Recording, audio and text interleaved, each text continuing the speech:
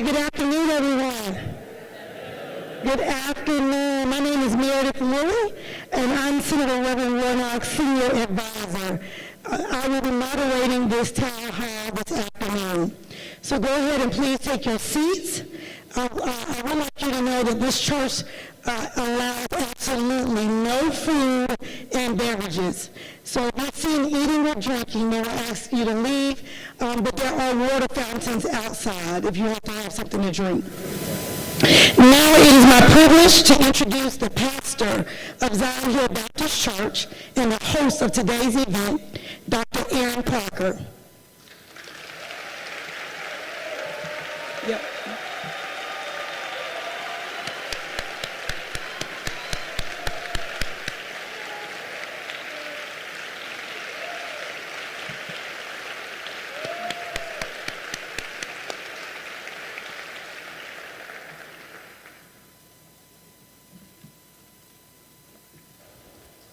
Well, I know why we're all here today, so I will not be very long. But I thought it would be important, in order for us to get this off on the right foot, that we would take just a moment of silence and meditation. You reflect on whatever you understand to be your ultimate. Just a moment.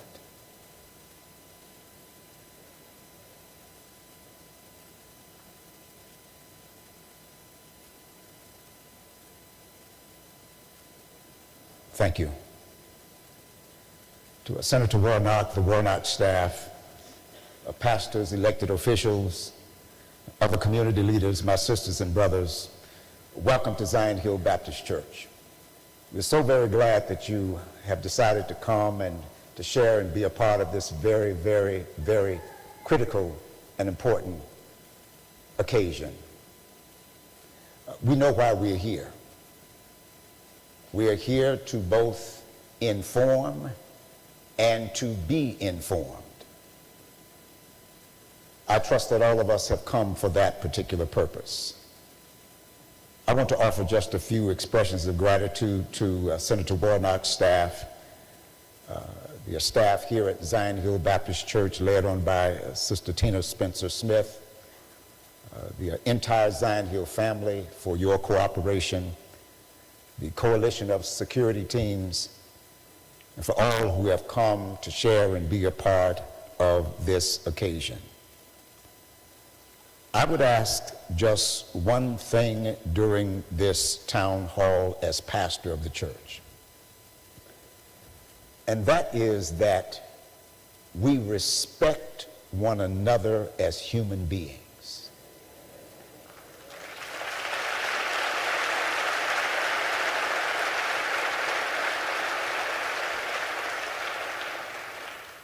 I know we all have concerns.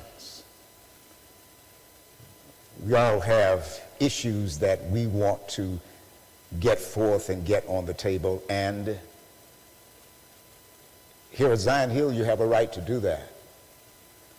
But let's respect one another as sisters, and that's all I'm asking. I'm not offering a lot of other rules. Let us do that, brothers and sisters, because we are in some critical moments in this nation. We are in some critical moments in this nation.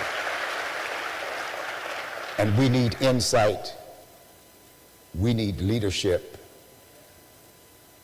We need to really come together in some ways that we have not come together before. And so with that, I want to present to you the native of Savannah, Georgia, the graduate of Sal C. Johnson High School, Morehouse College, Union Theological Seminary, and Columbia University, the pastor of Ebenezer Baptist Church, the United States Junior Senator from the state of Georgia, Raphael Warnock.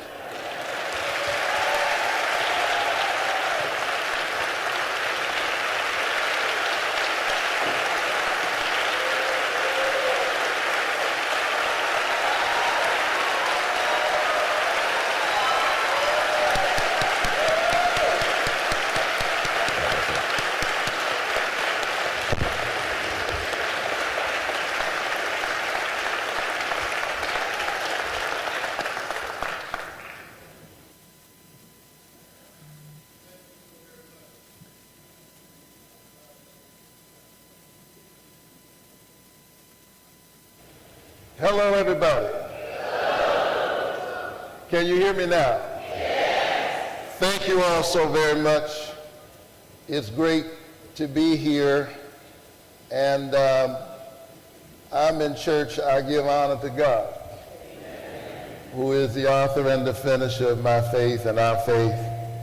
I'm so grateful to this church, Zion Hill Baptist Church, and to its pastor, the Reverend Dr. Aaron Parker, for their kind invitation.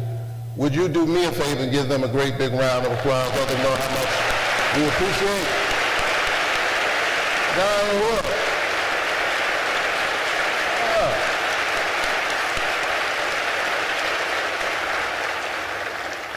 Is this an audience or the choir? Y'all not singing tonight?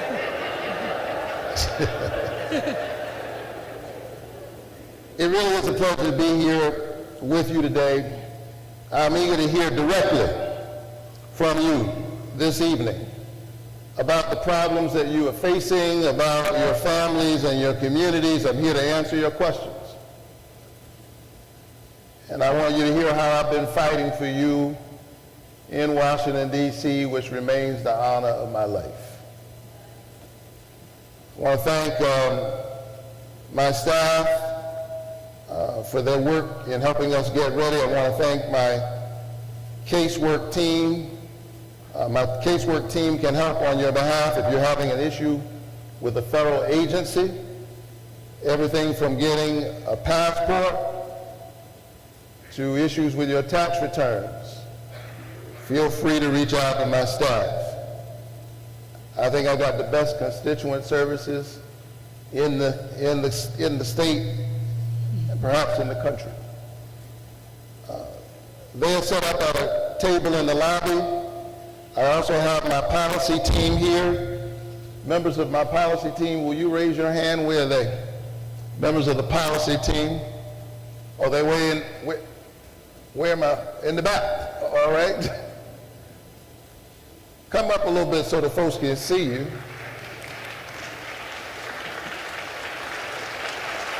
All right. I see Cindy. Where's Josh? All right. These are members of my policy team. Look for these folks, and they'll be around here to help answer some of your questions. Well, I preached this morning at Ebenezer Baptist Church. And I'm thrilled to be back at church.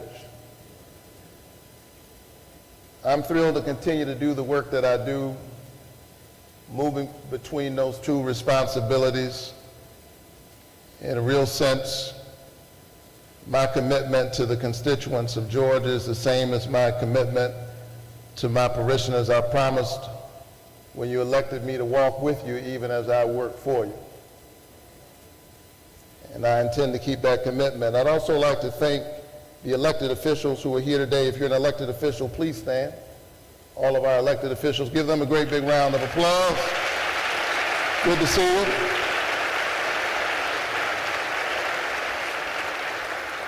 I also think I see some of our brave federal workers, who take care of us. Stand up.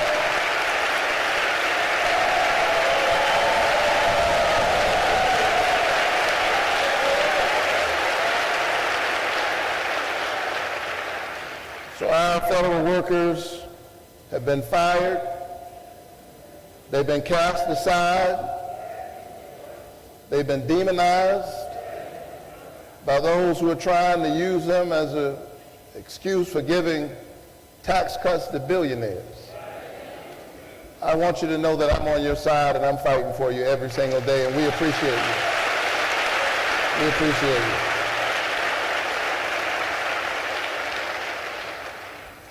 And finally, are there any service members or military families in the audience? If you serve in the armed services, stand up. Thank you. Come on, give our service members a round of applause.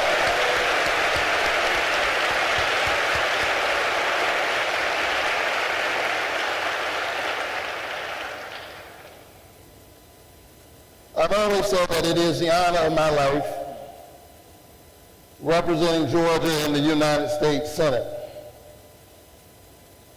When the people of your state say, since all of us can't go to Washington, D.C., but we need somebody to fight for us. We need somebody who will be thinking about our children when we look into the eyes of our children and as we think about their future and what we want for them. As we think about our aging parents as they deal with the blessings and the burdens of aging. Since all of us can't go to D.C., we're going to send you.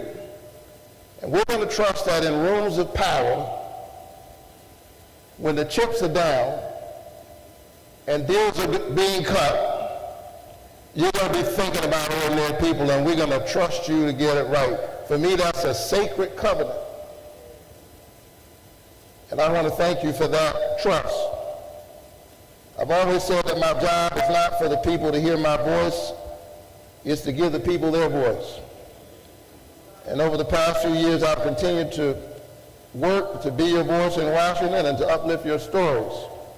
This work is more important now than it has ever been. Over the past few months, I've received a record number of calls, a record number of letters to my office. People just like you in this room have reached out from all across our state. They are fired federal workers. They are single parents worried about how they will shoulder the increasing cost of living. They are seniors who know that Social Security is not a Ponzi scheme, it's what's necessary for them to make ends meet.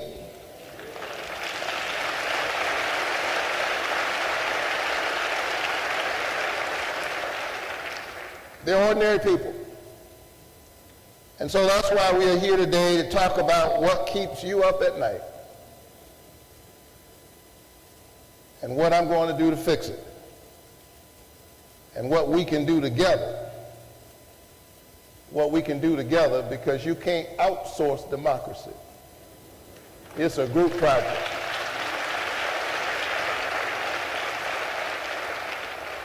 And so, let me be clear, I'm not going to sugarcoat it. These are tough times. And the obstacles seem overwhelming. We have witnessed the devastating consequences of this new administration. This has been the longest 100 days in my life.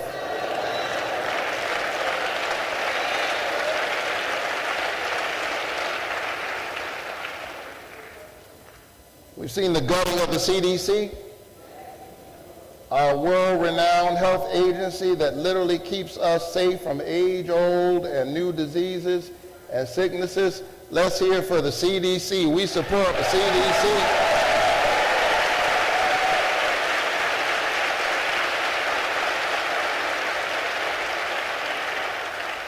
I'm deeply upset by the firing of CDC workers, summarily dismissed. I was standing with them the other day on the street, protesting with them. And some shared with me that they had literally just gotten a note a couple months ago. They had gotten a job evaluation saying, excellent job. And then they got a note saying, you're fired because you're doing a terrible job. Games being played at the highest levels of our federal government. We're going to stand up for the CDC. We're going to stand up for Social Security and those who need it.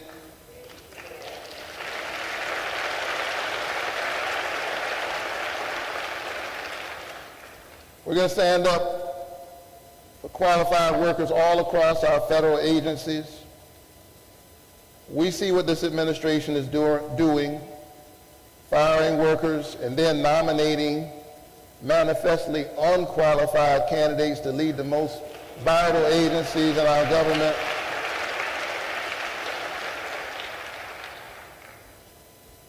This president is unserious.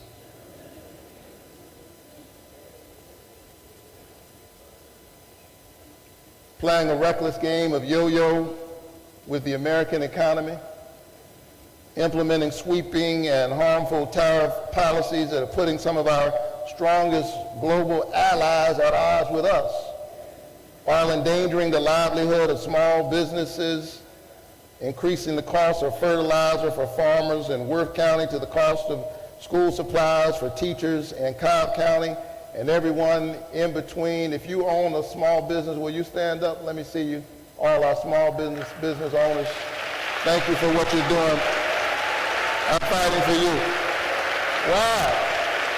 Y'all see that? Stand up. Look at this. All these small business owners, we're fighting for you.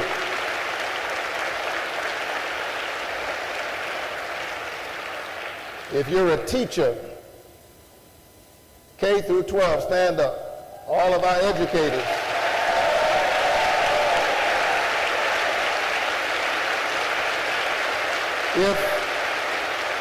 If you teach at any level, stand up. All of our educators, stand up. All of our educators at every level. Pre-K through grad school. Thank you.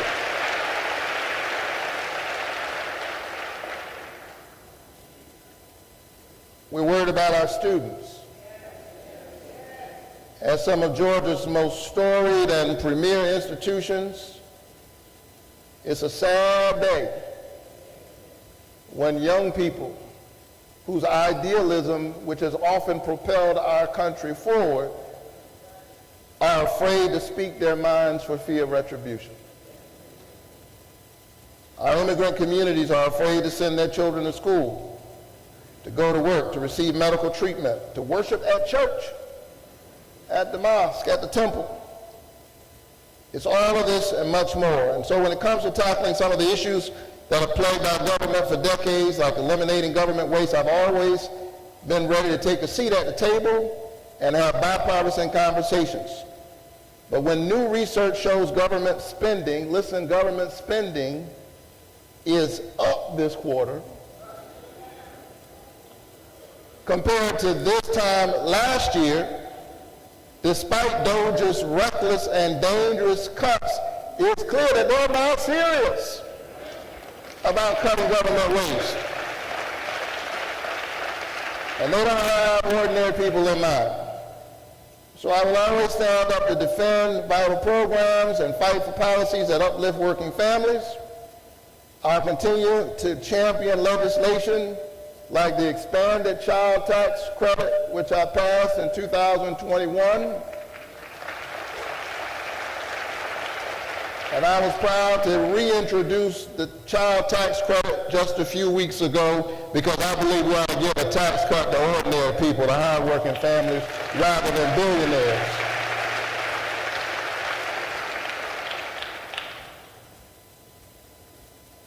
Washington Republicans seem to think that the nation's wealthiest Americans are the ones who deserve a tax cut more than hard-working families. I disagree.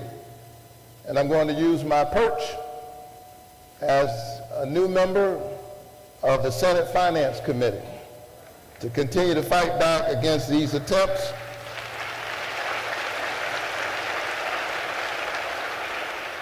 to stand up for the folks who sent me here. Now in closing, and nobody believes a preacher when he says in closing. Little boy was sitting next to his dad in church, and the pastor said, in closing. He said, Daddy, what does that mean when the preacher says, in closing? He said, son, not a doggone thing, a doggone thing. Seriously, this is a scary time.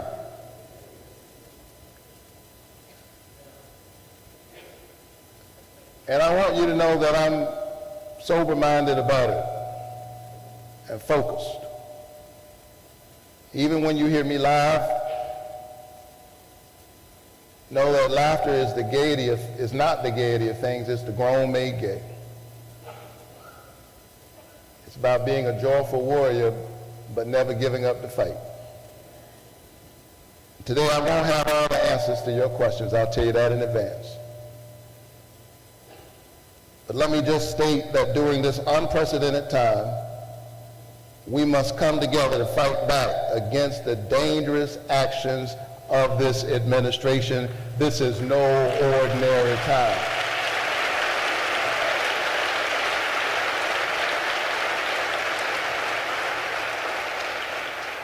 And so I look forward to partnering with you, our small business owners, our educators, our federal workers, those of you who advocate, represent not-for-profits, the activists in the room.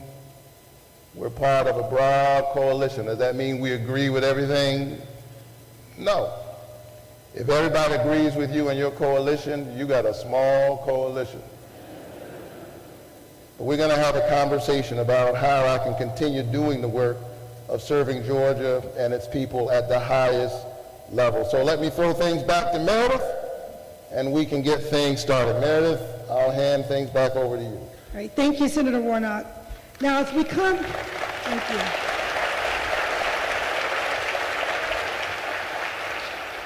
As we come into today's event, I'm reminded of one of my favorite scriptures, Isaiah 1:18.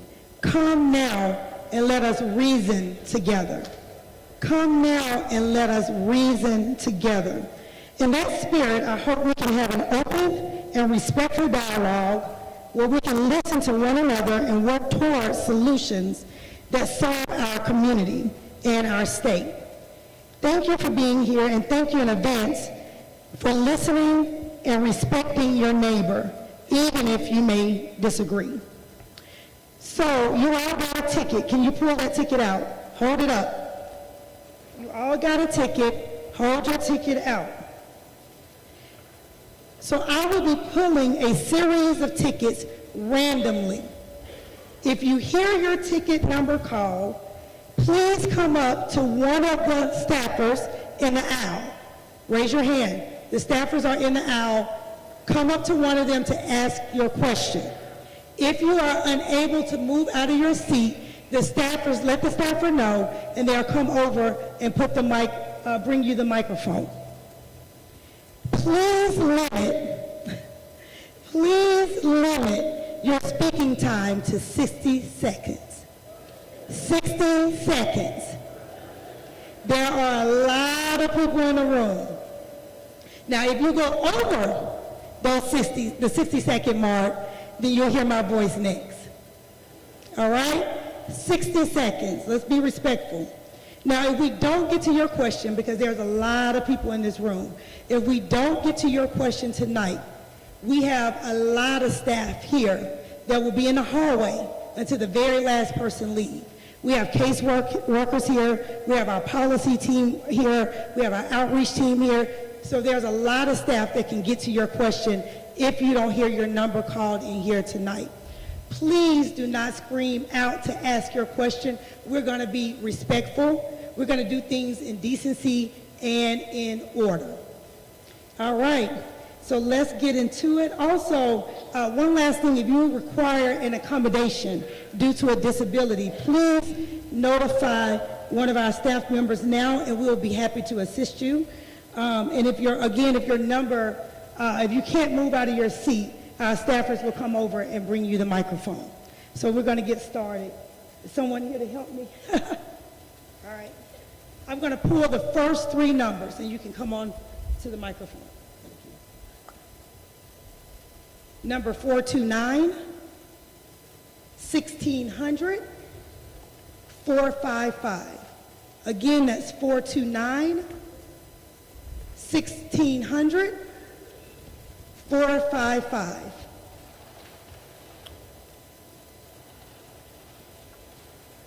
Brenda, we'll start with you.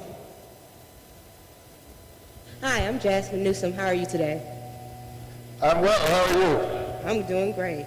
So with this administration's efforts to centralize power and to diminish checks and balances, how are you upholding, along with your fellow lawmakers, constitutional governance, and to make sure that our democracy stays intact?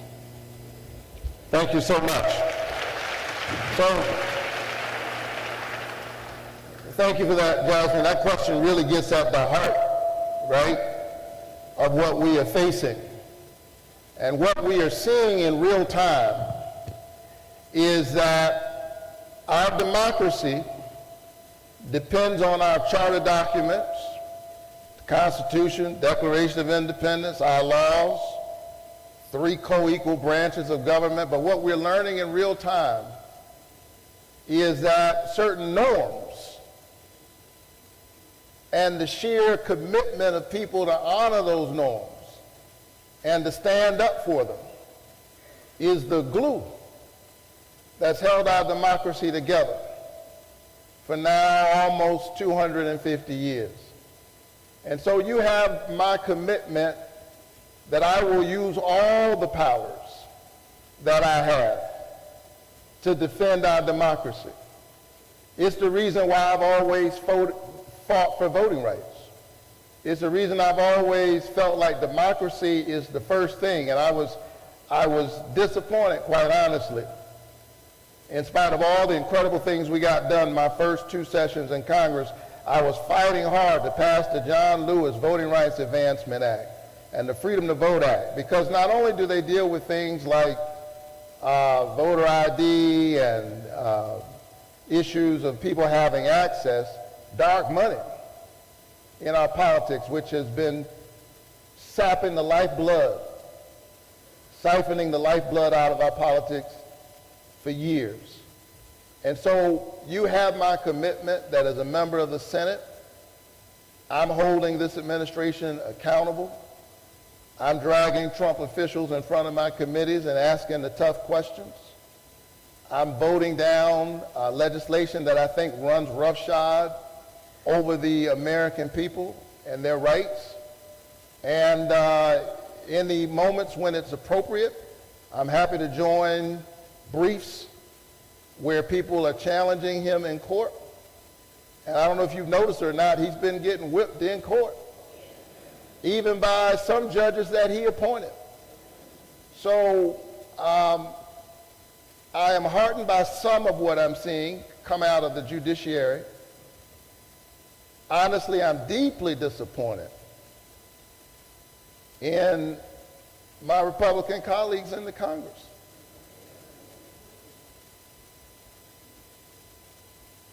The executive is one branch of government. And we saw it even during the nominations process. We saw them just lie down and accept whoever he presented. And what I'm saying to them is that they ought to be concerned about this because, it takes a lot of work to get to be a U.S. Senator. Why would you go through all of that and then hand your power over to a wannabe autocrat? I'm not about to do it. So I'll be standing up, I'll be raising the hard questions, and I'll be talking to all of my colleagues in the Congress, not just Democrats, but Republicans, because here's the thing. We could stop a lot of this if we could just get 4 of them.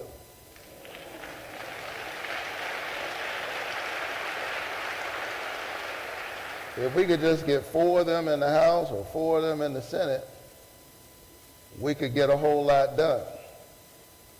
And if people had done their job and voted as I did for his conviction during that impeachment,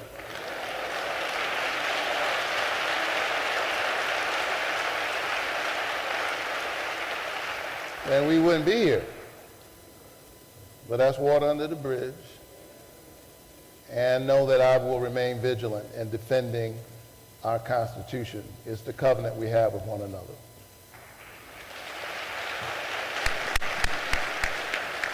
Andrea. Okay. Hi, Kevin Oliver, Morehouse class of 95. Raphael, I want to say you're dressing a lot better now that you're a senator. You look good, man. You look good. And I have a whole lot less hair. I want to talk this terrible trade policy, man. Is there anything we can do? I mean, we're starting trade conflicts with our allies, Canada, countries that are our allies. And I just see economic destruction going on. Is there anything we can do that the Congress can do? Now, thank you so very much for the question. We are seeing very quickly the destruction that Trump's reckless tariffs policy is creating. And we say tariffs, and I know what tariffs are, and I know it's a sophisticated crowd. You know what tariffs are. But let's call it what it really is. It's a tax on ordinary people. That's what it is. It's a tax.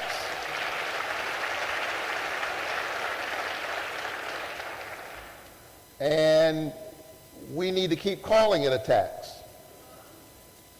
Because this is important, because right now they're trying to give a tax cut to billionaires while raising your taxes. Tariffs this is a tax on everything, everyday goods.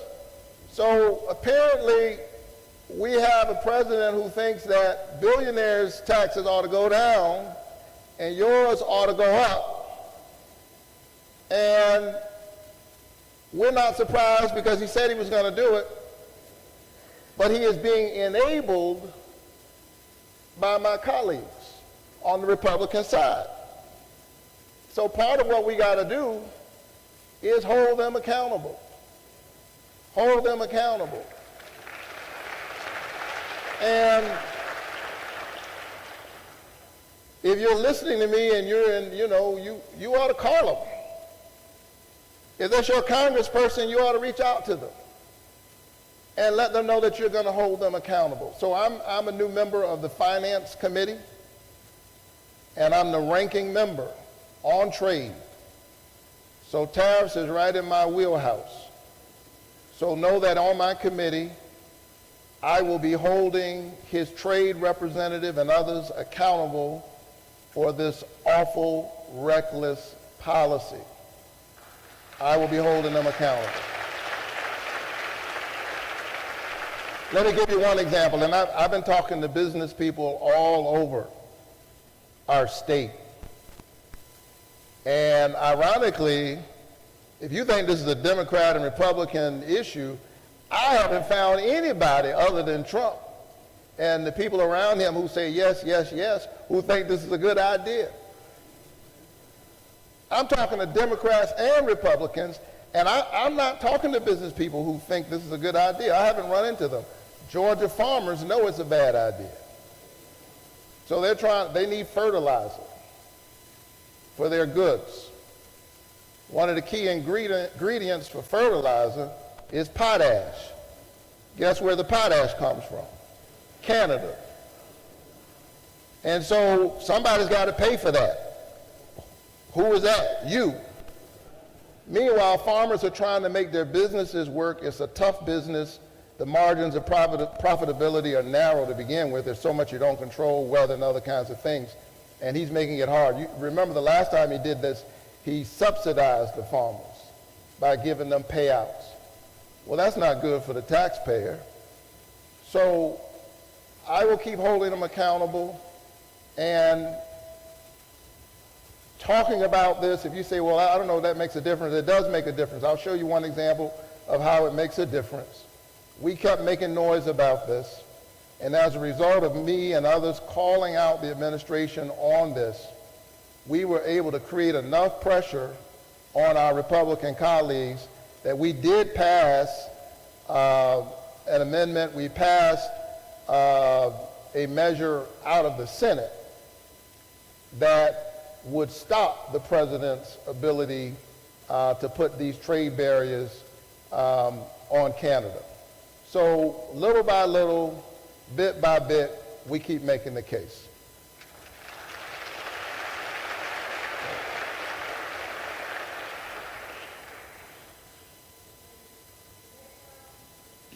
Next round of numbers, 189, 1273, 130.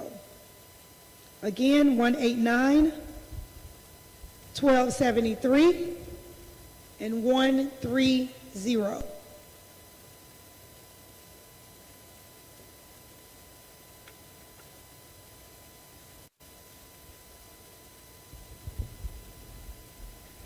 Andrea.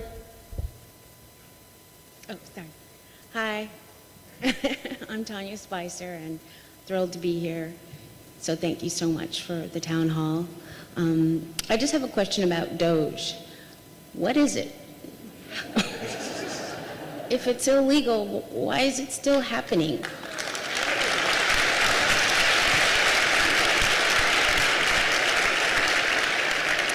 I just got a text at 3:30 that he's nominated Doge to head up Social Security. What is that? If all this is illegal, why isn't everyone calling him a traitor?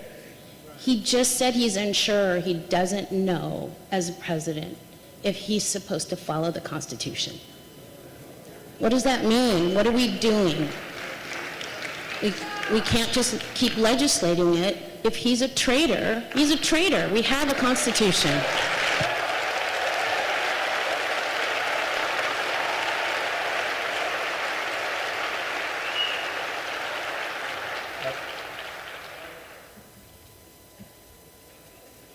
To add, there's no amendments needed. What's our next step? What's our plan? Thank you so much. So, there's no question that we've got a lawless president. And much of this is unprecedented. We have an unelected billionaire running something called Doge, Department of Government Efficiency.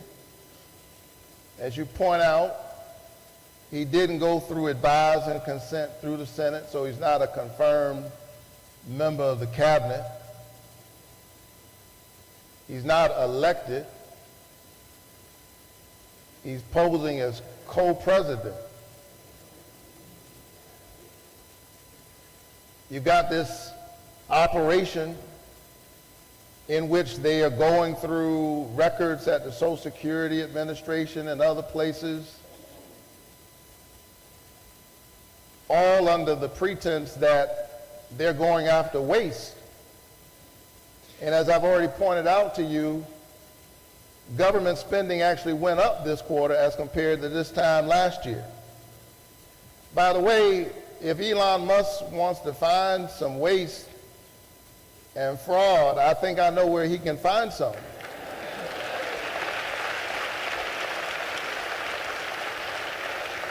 Last I checked, he had about $38 billion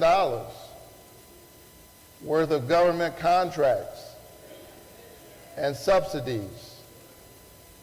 And the New York Times laid out a damning report this week about him literally sitting in the parlor, sitting in the White House,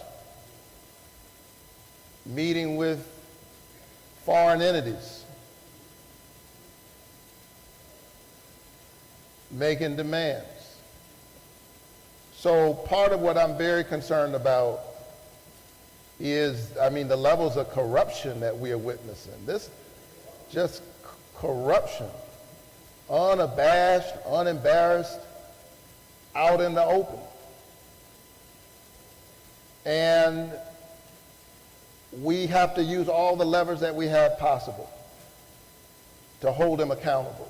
So what I will do, and all of us have different roles, what I will do in my role is when the administration's officials come before me, I will hold them accountable.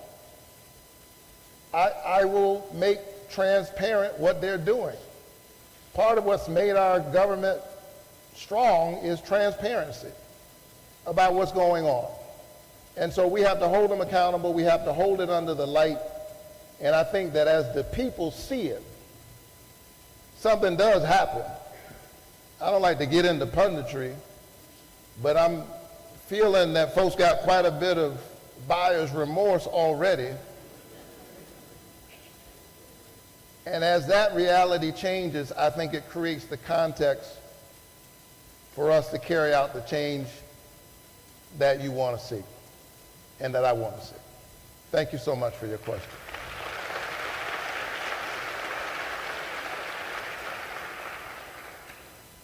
operational step towards global human rights. The United Nations has put forth 17 Sustainable Development Goals. The first of the 17 Sustainable Goals is no poverty on a timeline to 2030.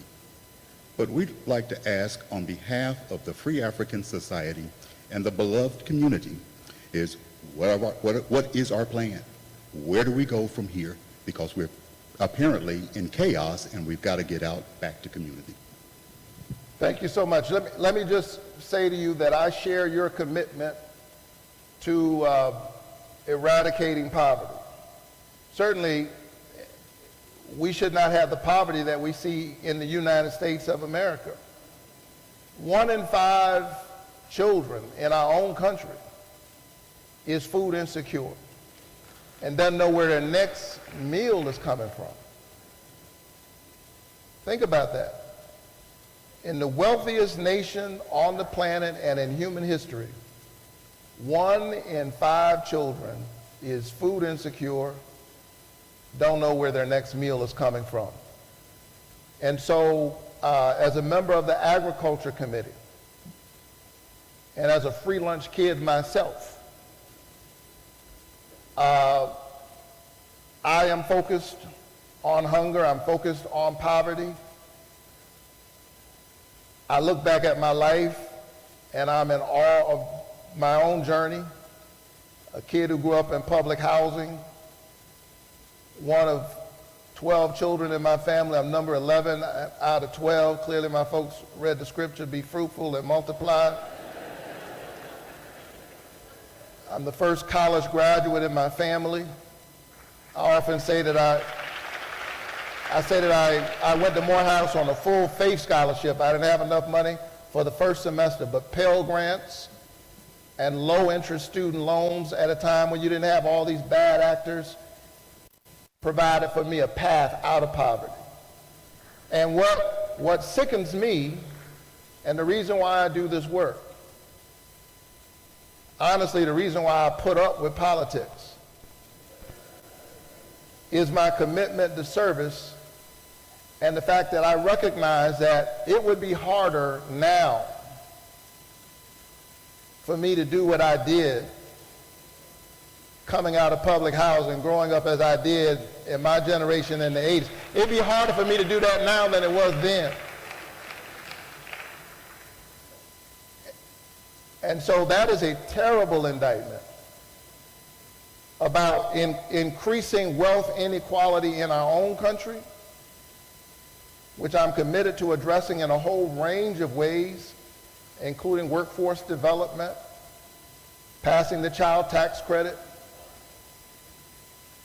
giving people a chance to make their lives better, while at the same time, yes, I'm concerned about global poverty. Because I don't buy the argument that some have that if we're concerned about what's happening around the globe, that somehow that takes away from us. We ought to listen to our military experts. They will tell you, as DOGE has ravaged and destroyed USAID, which is the most short-sighted thing. I'm addressing your issue around global poverty. USAID is less than 1% of the federal budget. I want you to know that because they would have you, they're just spending all of, it's less than 1% of the federal budget. And our military experts will tell you that for every dollar you take from humanitarian aid, you got to give me $2 for bullets. So it's in our enlightened self-interest to care about global poverty even as we deal with wealth inequality here at home. And that's why I'm so proud of Georgia's role in that. There's an organization here in Georgia called MENA, and they found themselves in a situation, they deal with global poverty, hungry people, hungry children, There are these little packets called RUTF. It's ready-to-use therapeutic food. It's rich in protein and nutrients. It's made out of a peanut protein powder. Guess where that peanut protein powder is made? It's made in Georgia by Georgia farmers. And manna found themselves in the crosshairs of all of this cutting by Doge. And so I got on the phone with Secretary Rubio, and I said, look, they've done the work. They need to be paid for the work they've already done, and you need to unfreeze some of these contracts. And I was successful in getting that done. So,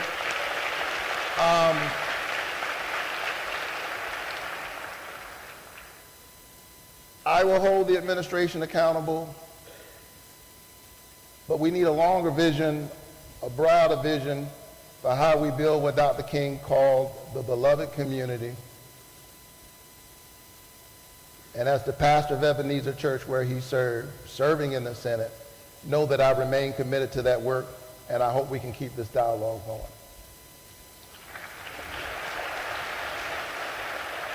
All right, I'm going to call out 5 numbers. We have some people that may have changed their minds, so I'm going to do 5. 124, 225, 51, excuse me, 1437, 445, 226. I'm going to do those again. 124, 225, 51, 1437, 445, and 226. Brenda, we'll start with you.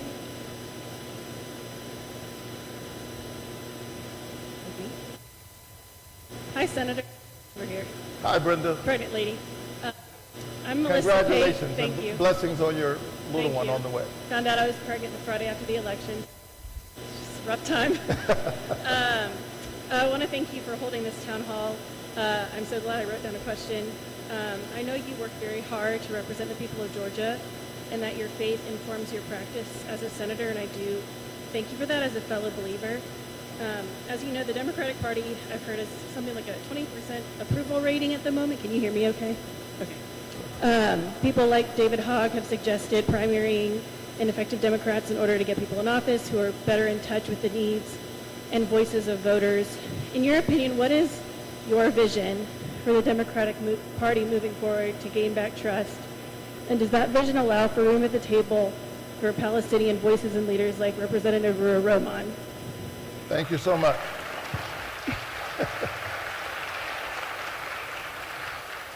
Hi, Representative Rowan. Stand up. You don't have to slink down. We're glad to see you. So let me answer the last part of your question right off the bat. The answer is yes. I am committed to the humanity and the dignity of all people, including our Palestinian sisters and brothers and people who deal with what's going on in that region of the world. I have to tell you, yeah, I'm a Democrat, but this is what happens when you elect the preacher to office. I'm a Democrat. I don't know that I spend that much time worried about the party. I spend my time thinking about the people that we're supposed to represent. I got other folks. We got the leader of the Democratic Party here. Stand up. There's Charlie Bailey, the new head of the state Democratic Party. I'm going to let Charlie worry about the party.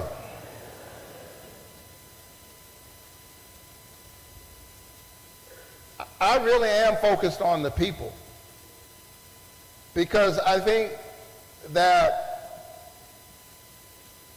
you have to have the people feel that you are walking with them and that you understand the concerns of ordinary people, and that work is not easy. We live in a moment right now where all of our communications even is gerrymandered. And it's not just the congressional districts, but the communication ecosystem is gerrymandered. You wonder why, how is it that we live in parallel universes? And I'll give you this much, part of what we discovered in the last election is they were talking to millions more people than we were. So I'm trying to stay focused on talking to all the people. And we need young voices in that conversation. We have to center the people. And if we center the people, we have a better chance at getting the public policy right. And I hope that you and I can stay in dialogue about this and a whole range of issues. Sometimes we ought to talk less and, spend some time listening. And so I'm listening to you. All right? Thank you. Kristen, you can go ahead. Good evening, Senator. My name is Sharon Crenshaw. First, I want to commend you on the work that you have done for us in the past, and I want to say thank you. I want to speak to something more about something that's going on in our backyard. And my heart is kind of in my throat. I'm the director of a small nonprofit called Building Blocks, and I also work with Black Voters Matter. We have a serious problem in Georgia to where our homeless, our mentally ill, excuse me, are going through things concerning the DCA. We've reached out, we've called, we've asked for help. People are being put out, evicted, grandparents, mothers, and they're supposed to have mental health caseworkers. I have clients who have not had them in the last 4 years, and we're asking where's the money?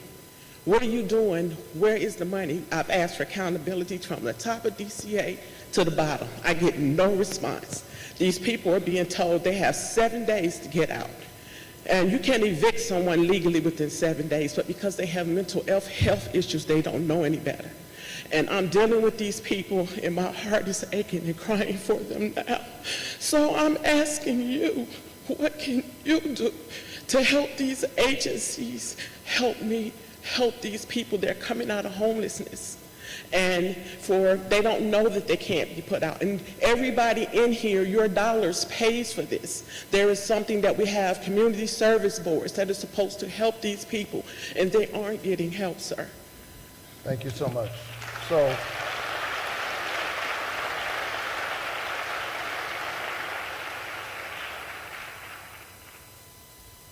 at the federal level, all the things that I can do, and if there are more, I'm always looking for new things I can do to help poor people. Increasingly, we're seeing working people who are homeless. There are folks who go to work. I mean, they go every day, and they're homeless. Mental health is a big part of this. Won't reduce all of it to that, but that is a big part of it. I've got lots of legislation that I've introduced on mental health. As a member of the Banking and Housing Committee, I'm very focused on housing affordability. Housing in Georgia. Georgia has its records even in the Southeast with respect to home ownership is abysmally low. And homelessness is the extreme expression of that. So I want us to keep talking. I want you to connect with a member of my team because I want to hear the specifics because you're obviously engaged in the work. You're not talking theoretically. You're talking about specific work that you're doing on the ground right now and your frustration with the bureaucracy. I hear you. I hear you. So I want a member of my team to get your information. And I want to see if there are things that I can do. Tyler's standing right behind you. He works for me, and I work for you. So I want you to give him your information. I want to hear specifically about the agencies you're talking about, the folks who are trying to get people help, and anything I can do to strengthen and bolster those efforts. You have my commitment in front of all of these people that I will do it. All right?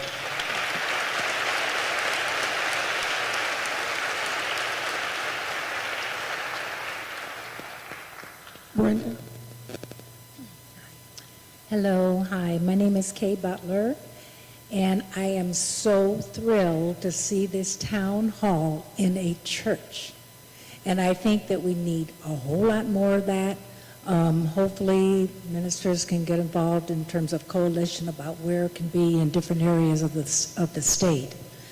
My question is, how are you reaching those citizens who feel apathetic about voting? I'm particularly interested in the age group between 18 and 30 or 29, because so much education is needed to clarify misinformation that is constantly circulating.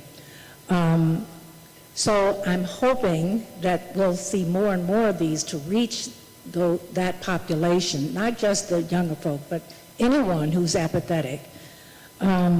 I just want to back off on one thing that you had mentioned earlier, and that is, I think it's a great plan to say, here is where the fraud is, and that is a direct plan, like you said, in terms of, here, let me show you where the fraud is or the cost that shouldn't be happening. I personally am stuck in terms of how I can get more involved in town halls. I'd like to know how I can specifically get involved with that. Thank you so much. So,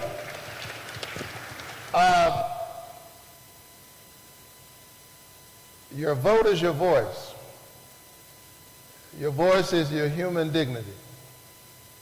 I spent a lot of time working on voting rights, voter mobilization, and registration. Even before I came to the Senate, we registered voters in my church.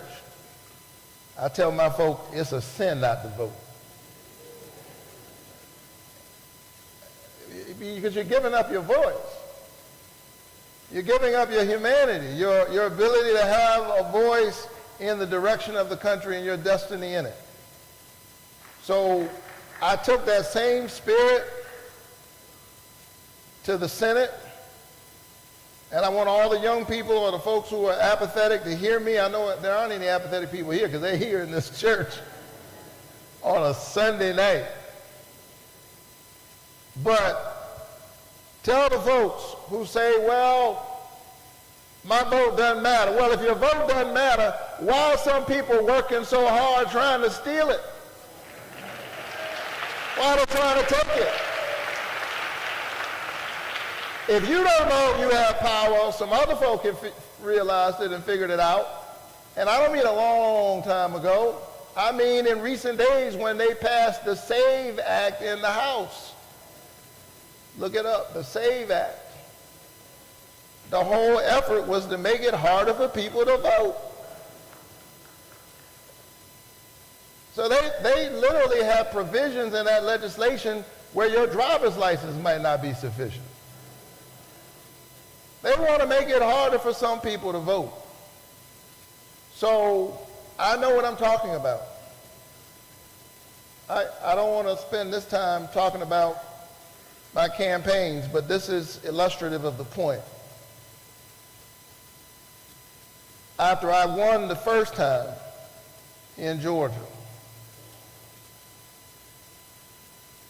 my political adversaries looked at the anatomy of my victory and they came after it with surgical precision. The runoff is a vestige of the Jim Crow era, but I won in the runoff. And so it was 8 weeks, so the next time we came around, remember they passed SB 202. They cut the amount of runoff in half. And then as we were entering the runoff the last time I ran, they said that, sorry, but you can't vote on the first weekend if that weekend comes after a holiday. And that holiday was Thanksgiving and, wait for it, the birthday of Confederate General Robert E. Lee. And that's how they chose to read the law. And Georgia officials said, you know, I'm sorry, we're not trying to be difficult here. Our hands are tied. You can't vote the weekend first weekend of the runoff after the holiday. Our hands are tied. So I decided to untie their hands. I sued them. And I won. And then the same folks who said their hands were tied showed their hands because they should have just accepted the fact that the court had just liberated them. That's not what they did. They appealed the decision. And I won. And then they appealed the decision again, asking for emergency relief. And I said to myself, emergency relief from what? From voting? People voting? So I had to win a court decision and 2 appeals just so students coming home for the Thanksgiving break and others could vote the first weekend of the runoff.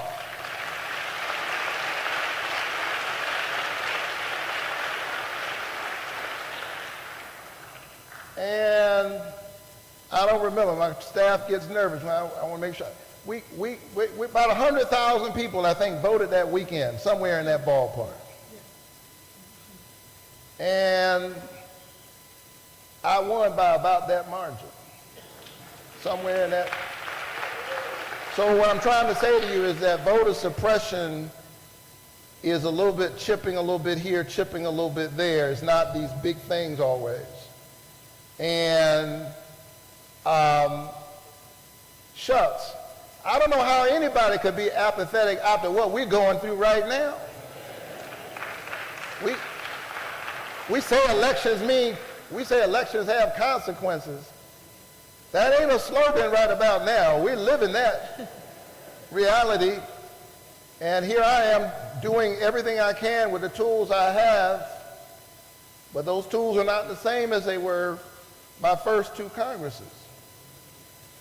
But I'm going to use the tools I have. Just because we're out of power doesn't mean we don't have any power. Don't ever let anybody take your power.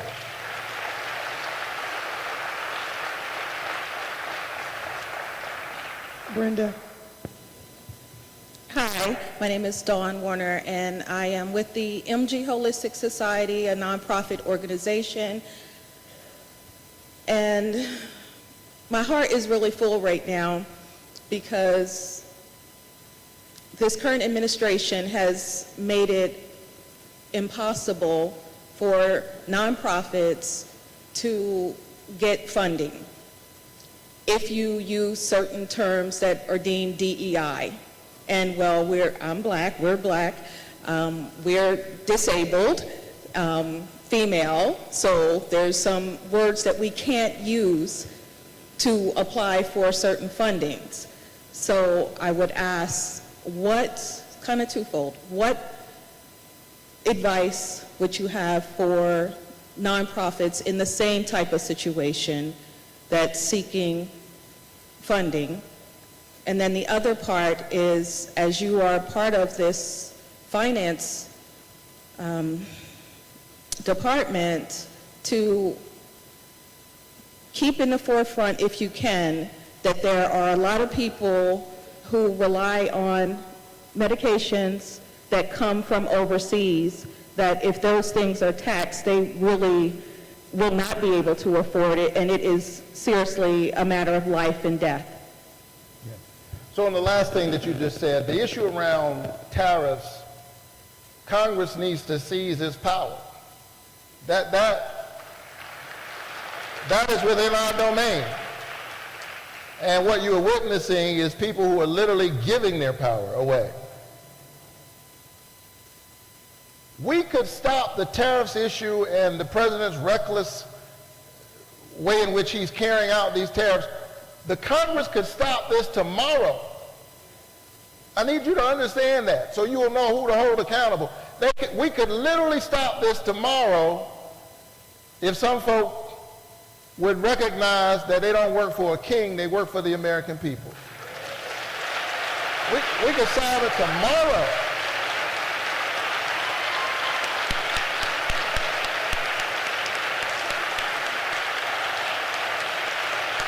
We could.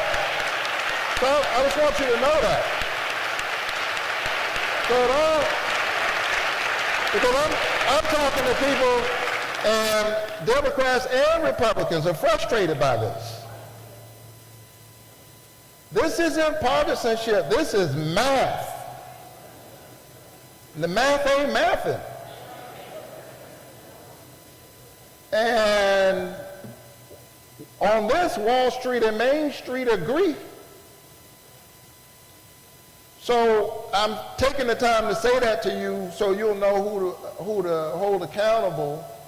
Maybe you live in this blue district and I and, you know, your congresswoman represent you, but you got friends in red districts and folks are watching me, they're from other districts. And in as much as I'm seeing that people don't like this, you need to hold your congress member accountable for this. We could stop it tomorrow. We could.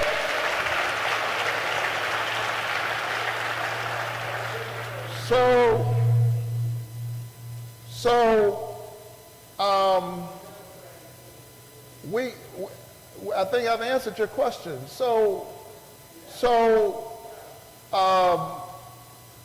Let me say to you on this other issue about your not-for-profit. I don't want to forget and lose sight of that.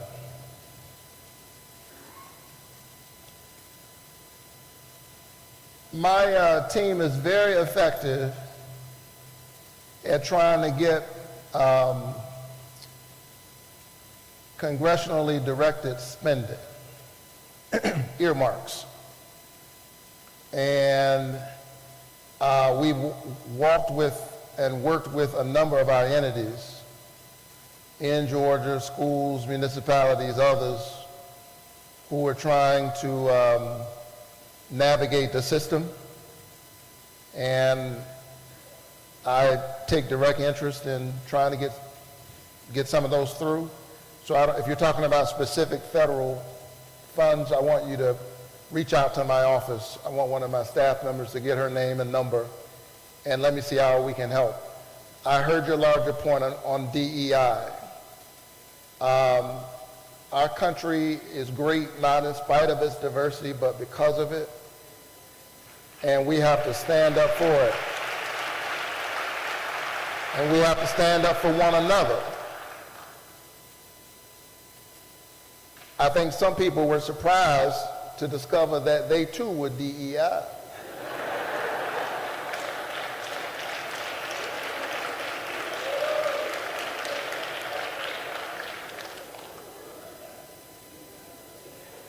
So we better stand up for one another. We better stand up for one another. And I mean, it's absurd. It's absurd. Don't preach to me and lecture me about merit and a meritocracy while I witness you nominate the most unfit, most unqualified people we've ever seen. You're clearly not serious. You cannot lecture me about merit while nominating Pete Hegseth and Robert Kennedy. Cannot. So, here's the thing. I want America to win. I love this country. I do. I wanted to win. I love this country the same way you love your family. All families have a complicated story. And that story is always more complicated than the one we tell ourselves at the family reunion. The American family story is complicated, and I know and I carry in my veins the brutal side of that. But I want America to win.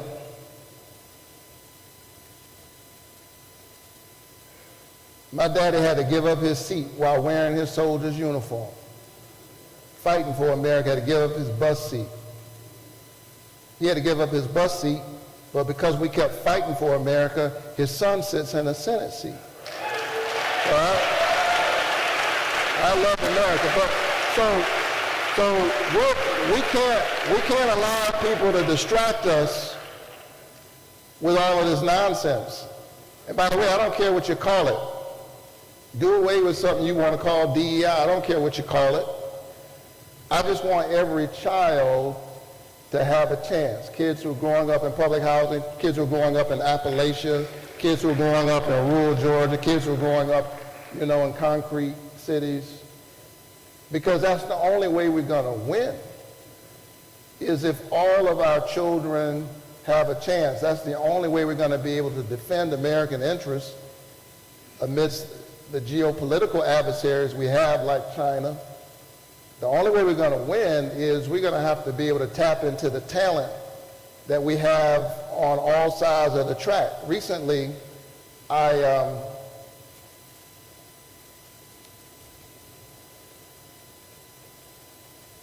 met this kid at the DeKalb Peachtree Airport. I call him a kid. He wasn't a kid. He was a young adult. He wanted to be a pilot. And he had the aptitude. He was already on his way. In fact, he was there training some others who weren't as far along as he was. His name was Ezekiel. That was his name, Ezekiel. And 10 years later, and $100,000 out of his own pocket between working and going back to school, trying to make it. He had spent 10 years, $100,000. He still hadn't become a pilot, not because he didn't have the aptitude, but because we made the path too difficult. I don't mean in terms of rigor, I'm saying opportunity and possibility. And I think about Ezekiel all the time because he had that fire in your eyes that you want to see in the eyes of a young person when they have found that thing they want to do, when they found their purpose, the reason they were born. Howard Thurman said, ask not what the world needs, ask what makes you come alive, because what the world needs is people who come alive. And being a pilot made him come alive, and yet we hadn't made it, we hadn't paved the way smooth enough for him to make it. Not just for him, but for us. Because we have, guess what? A pilot shortage. And there are plenty of jobs in the aviation space, but we're not tapping into the talent of our young people on all sides of the track from every area code, which is why it was sheer foolishness, and I was deeply offended when there were bodies still in the chilly waters of the Potomac. And the president had the nerve to say, even without an investigation, that DEI put that plane in the Potomac. Are you kidding me? We'll have to wait on the investigation, but I'll tell you what did not put that plane in the Potomac is DEI. 96% of the pilots are white. So I want all of our children, I do mean all of our children. There are poor white children in our state who are stuck. They live in rural communities, and we want to expand Medicaid in this state, and so their hospital closed, and the whole ecosystem is going down. And now they want to get rid of Head Start. I'm a Head Start alum. I know it works. It gets kids excited about reading and about learning. So I don't care what you call it. Y'all, we have to stand together. Don't give in to the demagogues. People who have no vision, traffic in division. They don't know how to lead us, so they're trying to divide us. And we have to stand together, red, yellow, brown, black, and white, rich and poor, Democrat and Republican, and say we are one American family. I'm serious. We got to do that because the future of our democracy depends on it. Good afternoon, Senator. First of all, I want to thank you for coming. I am the son of a naturalized Ethiopian immigrant and an Adolf. By Adolf, I mean African descendant of former slaves. And my parents taught me, while being respectful to power, to speak truth, to not simply exist, but when I've lived, there will be evidence that I was here. And I voted to put you in office. You represent my voice. And I have to ask you about the way we spend our money. My voice is against using our money to fund what many people would consider a genocide. So,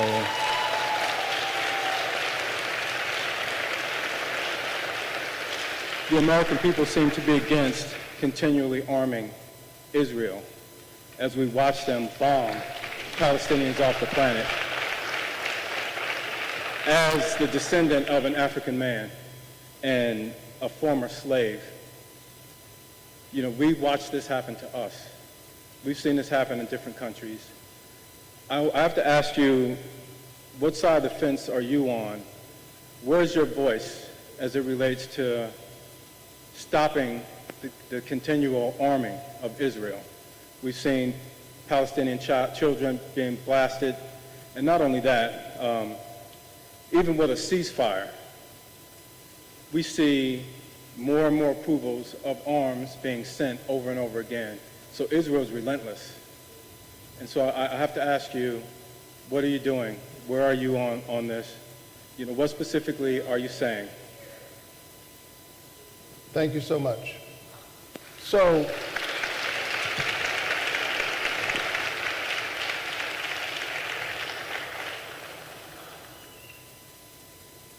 I believe in the humanity of all of God's children, and that you have to center the concerns of the most marginalized. And that's why I was one of the first in the Senate to call for a ceasefire. In addition to that, I pressed the Biden administration. I pushed the Netanyahu administration around the ways in which humanitarian aid was not even getting into Gaza. I voted to give $10 billion in humanitarian aid to Gaza. My North Star in this whole conflict is a world that embraces the children on both sides of this conflict. Because here's the thing that mortal enemies have in common. We all want our children to be okay. Now, we all do. And I said this on the floor of the Senate when I called for the ceasefire at a time when folks felt like you couldn't even say that word. I often wondered as a preacher and as a seminary student, what did the book of Isaiah mean? What did the prophet mean when he said the lion will lie down next to the lamb, and the little child shall lead them? And it was really in the context of this awful, awful conflict. The brutal and awful attack on October 6th, the taking of hostages, the sweeping bombing that killed way too many civilians, way too many children. We could go on and talk about this same conflict.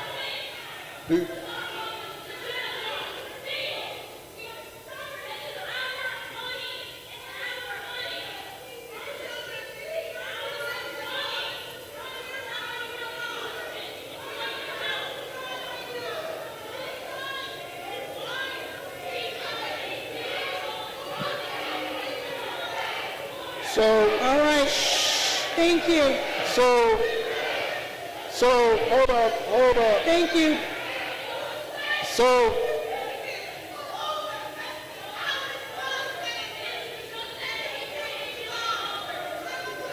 All right, let's continue. Thank you. Thank you. We're going to go ahead and continue. We're going to go ahead and continue. Thank you so much. We're going to go ahead and continue. Thank you. Thank you. We're going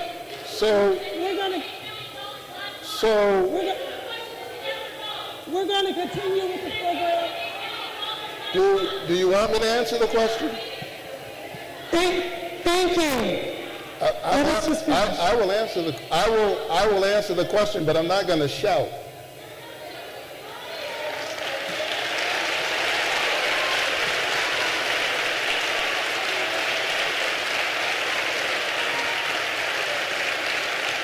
No, sister, I respect you. Listen, I respect you, and I will answer your question, but I'm not going to shout.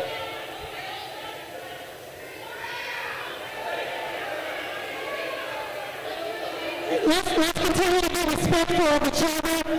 Let's continue to be respectful of each other. Thank you. Let's continue to be respectful of each other. I think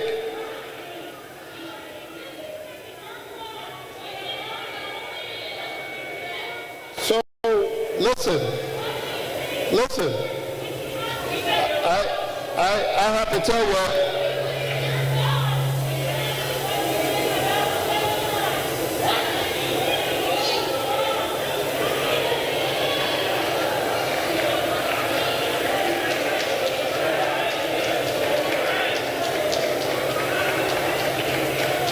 We would like to continue on with the program.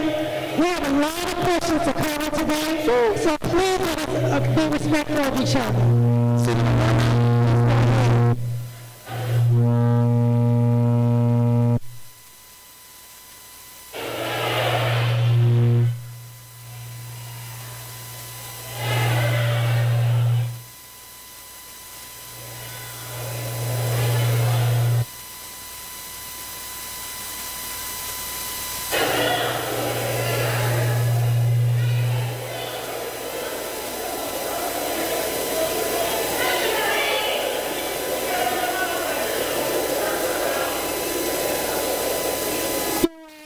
Program.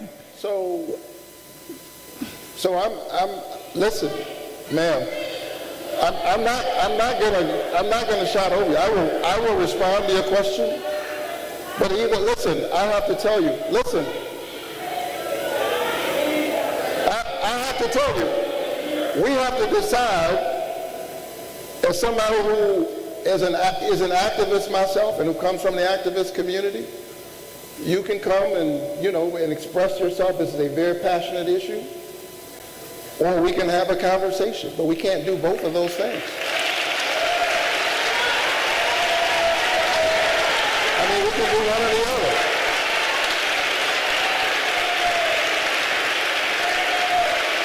So,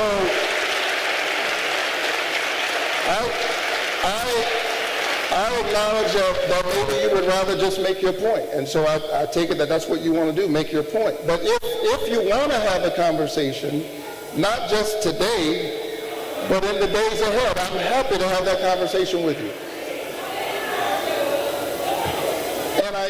And I also think that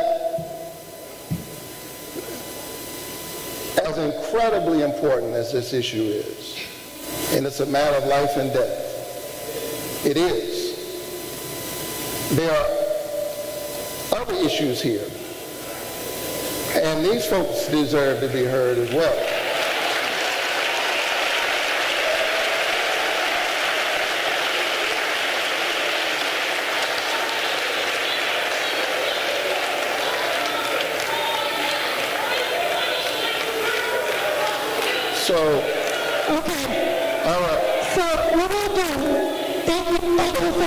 Ask you the question, and I guess I have my answer, that you will make your point. So what we'll do at this time, we have staff right here, right now, ready to sit down and speak with you all. Silent, B, raise your hands. we can go in the other room and go ahead and meet with them. Sorry can be, raise your hands.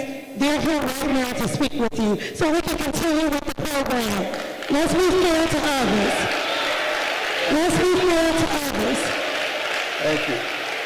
Let's be fair to others. Let's be fair.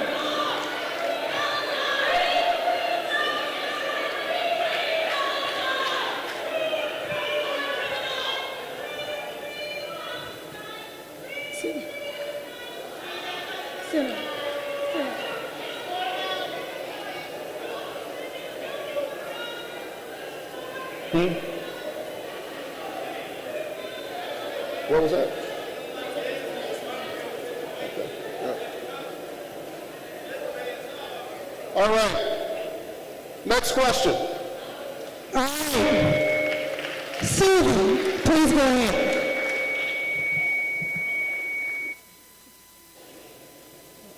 Good. Senator Raphael Warnock, over here. And this side. Yeah. Out of the mouths of babe. I'm here with my kids. And it's a lot going on.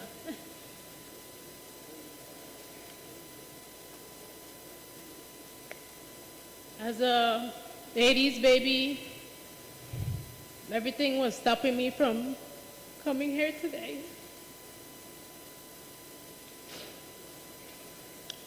I'm by the way of the Virgin Islands, and I've been in Georgia to be considered a peach for a minute. You know my people, I know that. You visited there recently. And I had to shift my question around. So let me say that Georgia was a state in the movement of civil rights. And I would champion everyone, as me probably being the youngest person that's probably been on this mic so far, to all let us come together and fight for the city of Atlanta and the state of Georgia, for the rights of those that have been put out when it comes to tariffs. I've seen the effect of every question that has been answered because I work in a hospital. I've taken care of those with mental illness. I have done a lot. I have also been a witness to the homelessness, to it being presented to me with a number of issues when it comes to what I can do as a person that's experiencing it. I think that we, as Georgians or people in the city of Atlanta, there's nothing that you have seen is what actually is going on. I speak from the heart of it, from the root of it. There was a video that was... Ma'am, I want to hear your question. So the question is,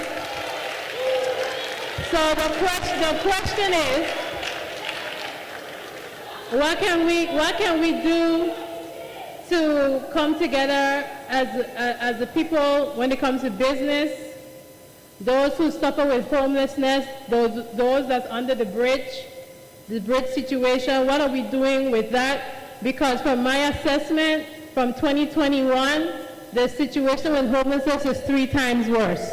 They're hanging out on the MARTA, we are being harassed, and we try to help them, and MARTA only could do so much. And so the thing is, what are we doing as a people? What can we do as a community as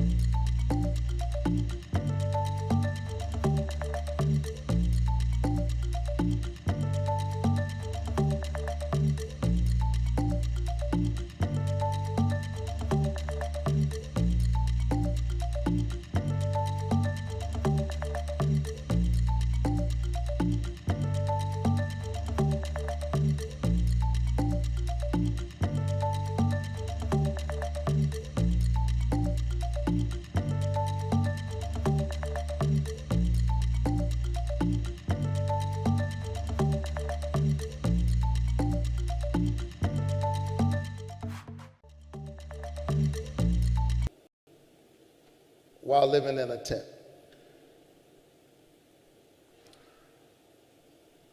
I preached his eulogy because he was, first of all, a child of God, and second of all, he was not unfamiliar with my church community. My staff and others knew him. They'd related to him. And he lost his life. Again, I'm not going to speculate about the details. Others do that work. But we're talking about the fact that there are just way too many people who are vulnerable, who are living on the edge. And I'm afraid that if we don't stand up, we're going to see more of that in our country. As costs rise, opportunity is slashed. And so I take very seriously my job and my responsibility to address these issues. And I'm here as a member of the Senate to support our city in all the ways that I can to address these issues, including homelessness. And where, in the places where I can shake loose federal resources to strengthen that effort, both for our city agencies and our not-for-profit entities, know that I'm prepared to do that. And happy to convene not-for-profit leaders in this city. If you want to meet with my office and talk about what are the potential resources and things that we can do in addition to the things that we're already doing, please know that I'm ready to have that conversation.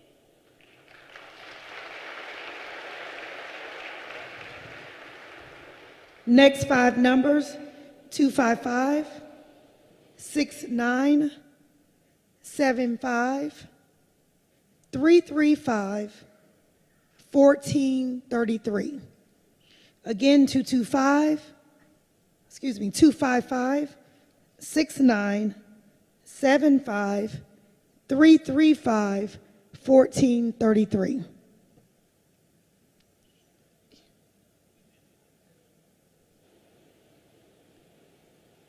Andrea? Good evening, Senator Warnock. I'm glad you're speaking on behalf of bringing the nonprofits together. As you know, there were funds that were in the last appropriations for nonprofits to do work in community. Our organization was given an award to provide a women's business center for the state of Georgia. That was back in November. Those funds are still being held up, as are funds with a lot of nonprofits from the previous administration.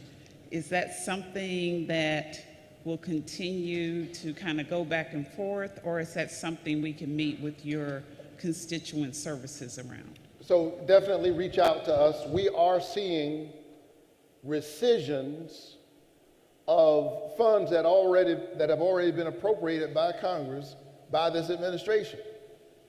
These are illegal actions in many cases. I mean, there's a reason why you go through the appropriations process. You know, I used to watch this little thing as a kid on Saturday mornings, Schoolhouse Rock. Called I'm Just a Bill. Sitting on Capitol Hill. I wish some of my colleagues would just sit and watch that little cartoon. We had an appropriations process. It had to pass both houses of Congress. After going through committees, a president signed it into law. Elections do have consequences, but the last election is not the only election. You don't get to go back and undo everything you don't like.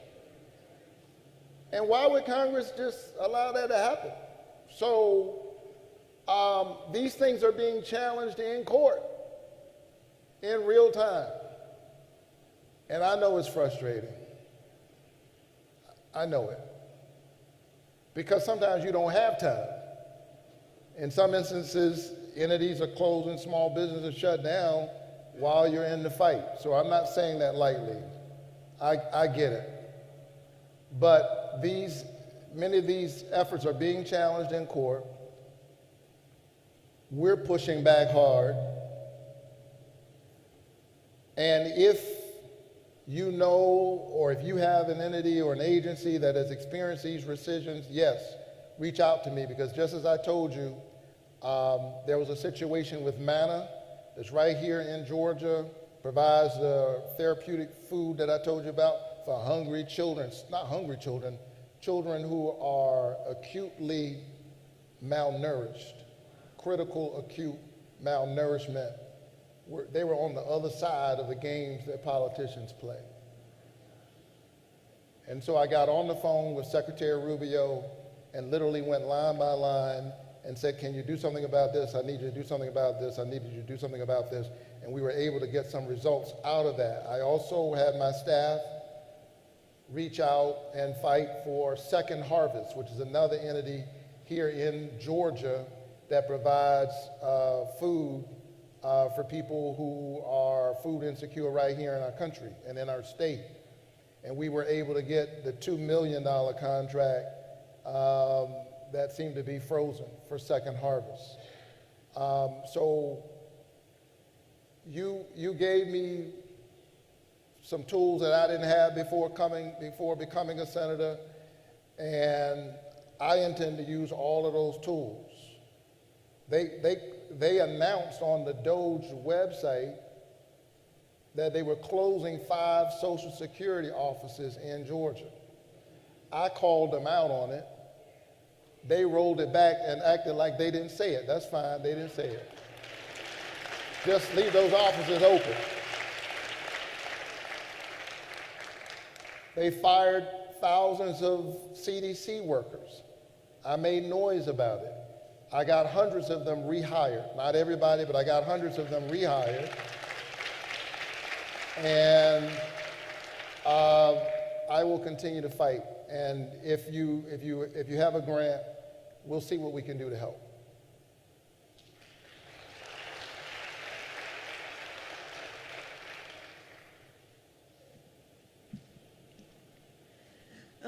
Hello, Senator Warnock. Thank you for being here today. My name is Cheryl Weldon.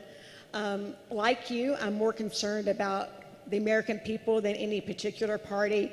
In fact, I never even voted blue until 2016, and I'm glad I made the switch. So am I. But having said that, my question is, what can you and the Democratic leadership do to solidify your response to what's happening with the Trump administration? I feel like there's a little bit of a void in party leadership, and there's a lot of fragmented response to what's happening. And I feel like we need to have a stronger, more united response. I think that's a fair critique. People want to hear our voices. And I'm going to keep raising mine. And sometimes your voice is the only thing you got. I stood on the floor of the Senate. I didn't do 25 hours like my good friend and colleague Cory Booker.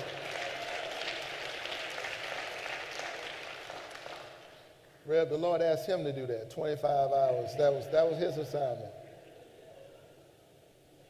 But I did stand on the floor for about an hour just talking about Robert Kennedy alone and why he shouldn't be Secretary of Health and Human Services.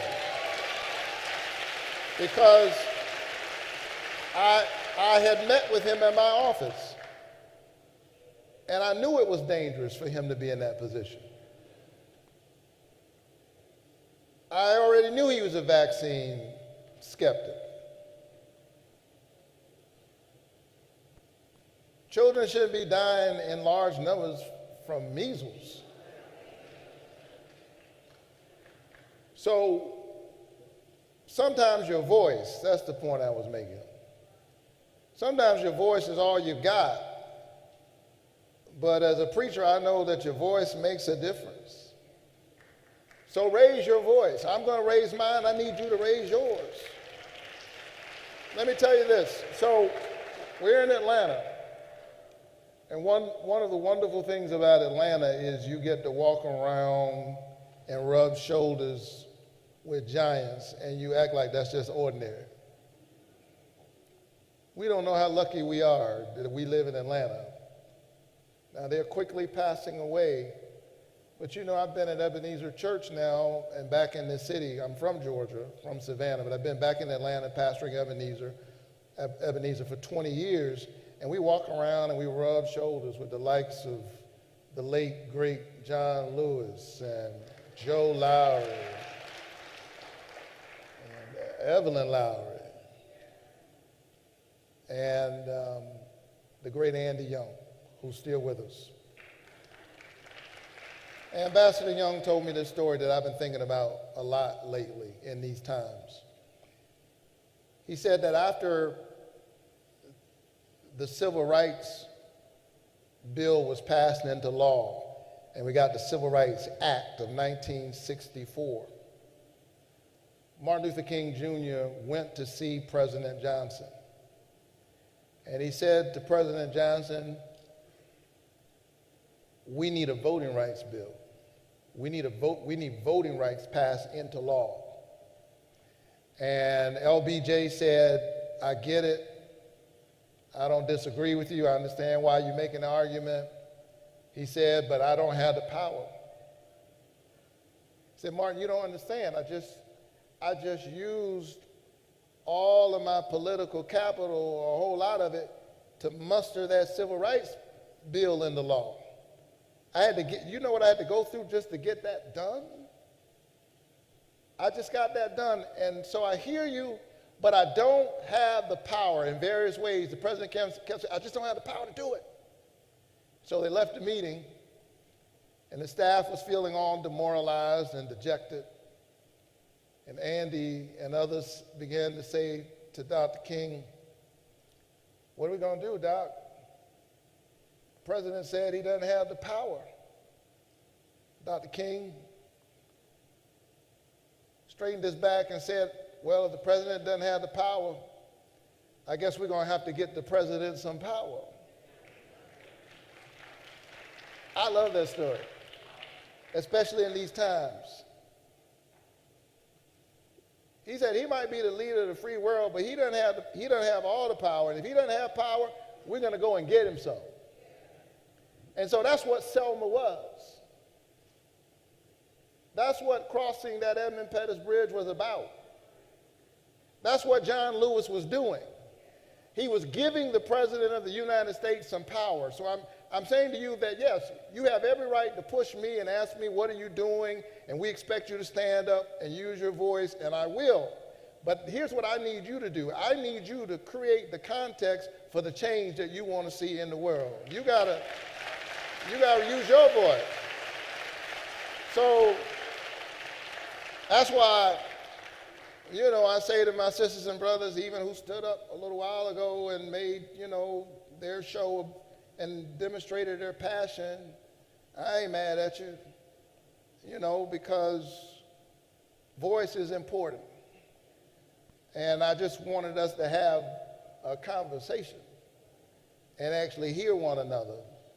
But these are tough times. You cannot outsource democracy. I'm going to stand up for you in the suites, but I do need you to make some noise in the streets. I need you to call your local representatives and hold everybody accountable. All right?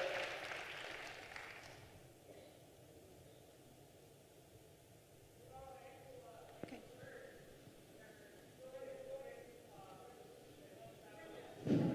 Hi. Go ahead, Brenda. I would like to talk, if that's okay. You can go ahead and ask Thank you. a question. Yeah. Sir, you are out of order. I would like to exercise my civil duty and ask this question, please. Sir? Go Hi, ahead. I'm Go Britt ahead. Marshall. I'm a primary care doctor here in Atlanta. and I care very much about my patient population. I take care of a diverse population, from CDC workers to people living here in Southwest Atlanta. Every day, there are people that are talking about the cost of healthcare and the continual rise of it.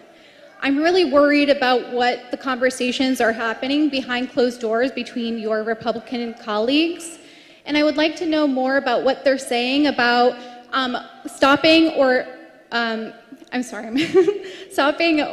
the erosion of the privatization of healthcare in Medicaid and Medicare.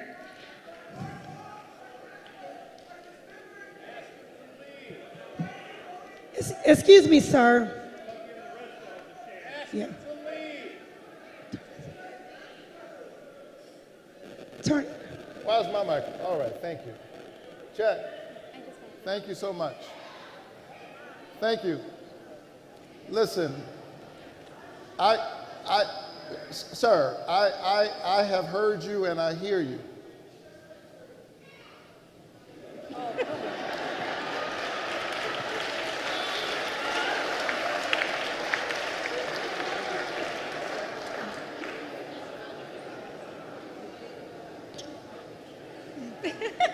Ma'am, I'm sorry. I didn't hear your question. I even wrote it down and everything. And I can say it again.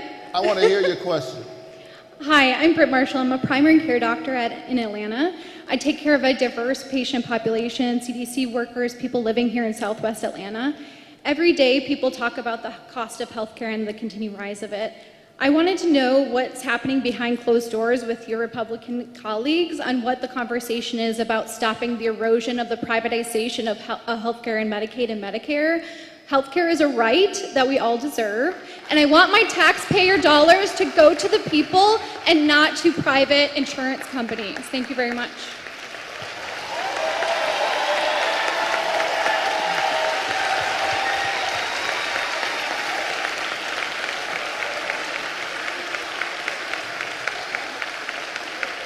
So, thank you so very much for that question. I don't know if there's any issue that I work on more than healthcare. I agree with you, healthcare is a human right. And it is certainly something the wealthiest nation on the planet can provide to its citizens. People are without health care not because of a poverty of resources, but a poverty of moral imagination and moral courage. And so right now, you know, I came to this work in a way, I'm standing here as a senator because of my work on health care. Long before I got elected to the Senate, when the Affordable Care Act was passed, I was fighting for Medicaid expansion in Georgia from my pulpit. I was preaching about it and arguing for it and pushing for it. So when I got to the Senate, after being arrested fighting for health care, I made sure that I remained focused on this issue. Right now, Georgia is one of only 10 states that's still refusing to expand Medicaid, and I keep looking for another word because I fear that when we say expand Medicaid, people think we're talking about new money and a new program. What we mean, we really should just say, endorse it, accept it. Because you do realize you're paying for it, right? I mean, think about that. You're paying for it, but not getting it. Just because you live in a non-expansion state, your taxes don't go down because they won't give it to you. As a federal taxpayer, you're subsidizing health care in the states that have expanded Medicaid. So your state leaders are literally between you and the health care that you paid for. I don't know about you, but that makes me mad.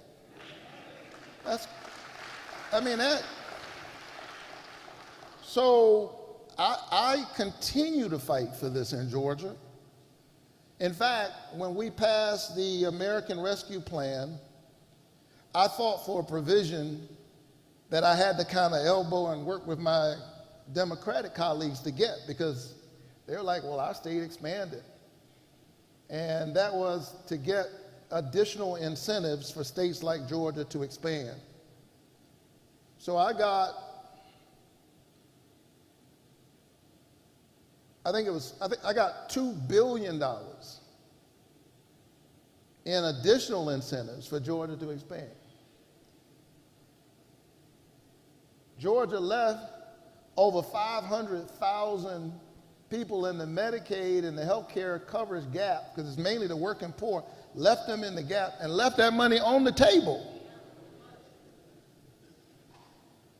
And now they got this little program that, you know, they're trying, but that's not working.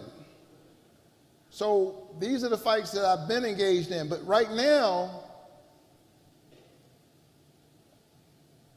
we're in a real fight because they have a trifecta. And there's something coming up called a reconciliation bill. We're in the process. I always find it sadly amusing that we call it reconciliation, because a reconciliation bill is about anything but reconciliation. It's a party line bill. We used ours to pass the American Rescue Plan, which included the expanded child tax credit. We used ours to pass the Inflation Reduction Act, which had my bill, which capped the cost of insulin for seniors to no more than $35 per month of out-of-pocket costs. And my other bill, which capped the cost of prescription drugs for seniors to $2,000 a year. That's how we use our reconciliation bill. They're using theirs to give billionaires a tax cut. They want to cut $800 billion out of Medicaid. And they're trying to convince you that that's waste. There's not that, you cannot find $800 billion worth of cuts without cutting people's coverage. And so that's why when they were doing the budget resolution around this, and sorry to take you through all the sausage making of legislation, but when they were passing the budget resolution on this, I stood up and offered an amendment and said, all right, will the Senate agree that at the end of this process, nobody who has Medicaid coverage, their coverage will not be cut? If you agree with me and you're saying it's not going to happen, if that's true, then vote up my amendment to affirm what you're claiming. Guess what? They didn't vote for my amendment because they know the math doesn't work. So that's the fight that we're in. I want you to see the clear contrast. They want to cut your health care. I want to make sure we protect your health care. They want to give tax cuts to billionaires. I want to give tax cuts to families with children, the child tax credit, and ensure that people have health care, that seniors have access, that they don't have to decide between buying groceries and buying prescription medicine. And that's the work that you have my promise that I will continue to do in the fight that I will continue to wage.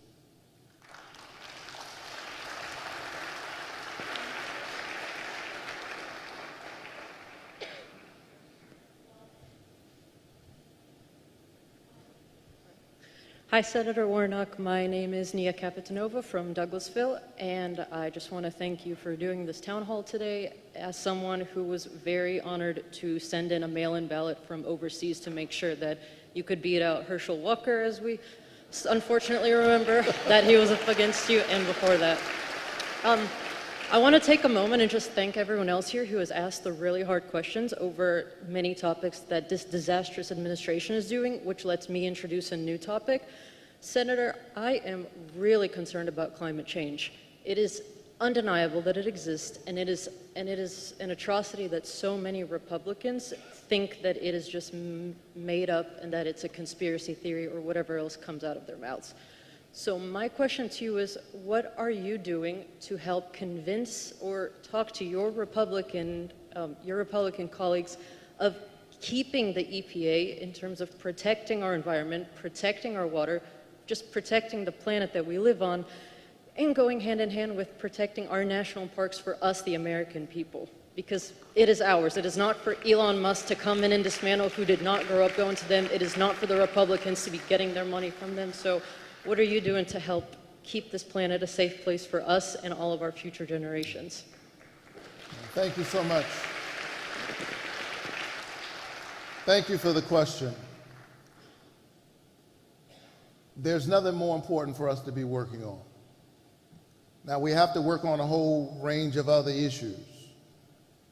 The reason why I fight, for example, for democracy is this the framework in which we get to fight for everything else, including climate change. So I remain focused on this. And I can talk about a whole range of things, but in the interest of time, let me say that I am fighting for us to keep the investments, the historic investments that we made in the Inflation Reduction Act, the IRA. That is the single largest investment in clean energy and clean energy jobs in America, in world history. In world history. And we're talking about solar power, we're talking about battery technology, we're talking about the future. And the IRA mitigates this foolish argument between the ecology and the economy.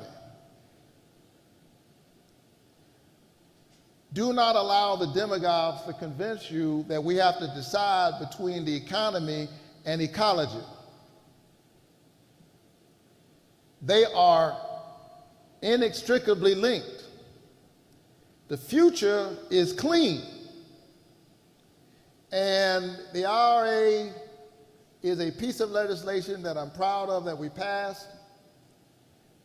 And Georgia benefits from it more than any other state. Investments in battery technology, electric car technology. Where is the largest manufacturer of domestic solar panels in the Western Hemisphere that is now being bolstered and supported by the IRA? Little Dalton, Georgia, known as the carpet capital, is a beast with respect to solar energy future. And so right now, because they want to give tax cuts to billionaires, guess where else they're going trying to get some money? They're trying to strip provisions out of the IRA. So I need you to call your congressional representatives, call your friends in red districts, tell them to call theirs, particularly in Georgia, but all across our country. Because if they take these provisions away, not only do we endanger the environment, which I'm worried about as the father of an 8-year-old and a 6-year-old, we could lose up to 46,000 jobs in Georgia, $28 billion in investments. And for every $1 that we've spent with this in federal funds, it's attracted another $4.50 in private funds and support. So fight for the climate, fight for the future, fight for clean energy jobs. Know that I'm continuing to do the same on the inside, but there is bipartisan support right now. There is bipartisan understanding. I mean, talk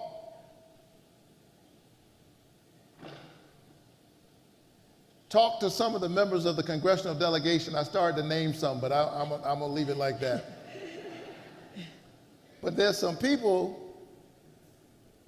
that, you know, like to be on Twitter. Talk to them about the jobs in their district. They don't want I don't think they want those IRA investments to go away because it's helping people. And here's the irony, probably more people in red districts than blue districts. So I think we've got to help people to see the ways in which when we talk about clean, when we talk about the environment, we're also talking about jobs. Not taking away jobs, but creating jobs. That's where the future is. Thank you. Thank you.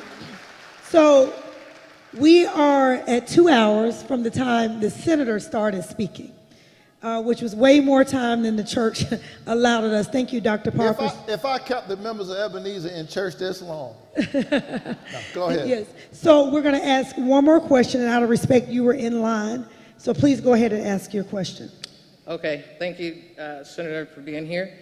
My name is Darlene Collins. I am a healthcare cybersecurity practitioner, as well as a registered nurse. And of course, I don't know if you guys know, but my job is to take care of your health record, your medical record. I support that. I'm in the trenches working with security. Thank you. My concern is right now, Georgia is 11th overall in the country for cyber attacks. Also, the fact that most of these attacks, when they happen with healthcare and ransom attacks, they're actually causing problems for patients because they're in the middle of procedures, different things happening, people have to get diverted to a different facility. It's almost like lights out and can be pretty detrimental from a patient standpoint. Also, identity theft. 70% of the country, most of is elderly people who are dealing with fraud and identity theft and cyber threats. Also, the fact of financial, and then 95% of cyber attacks are due to human error or people not being aware.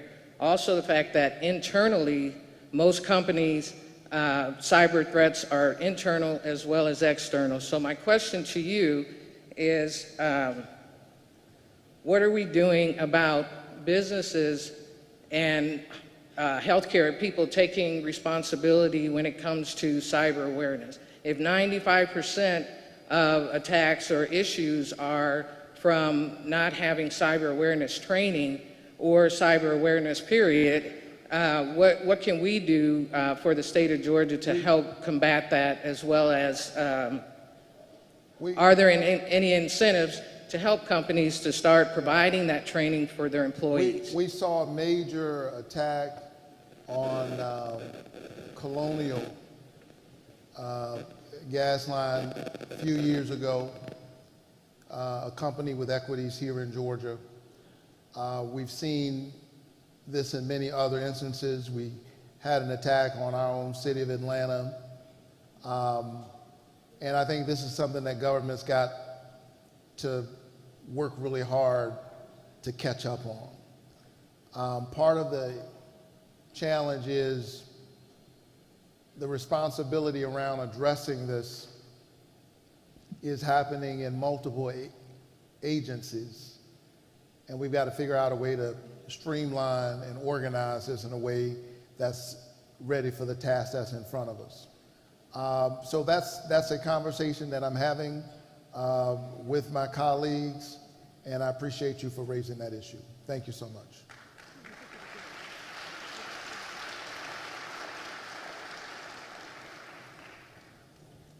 All right, thank you, everyone. Let's give yourselves a round of applause again.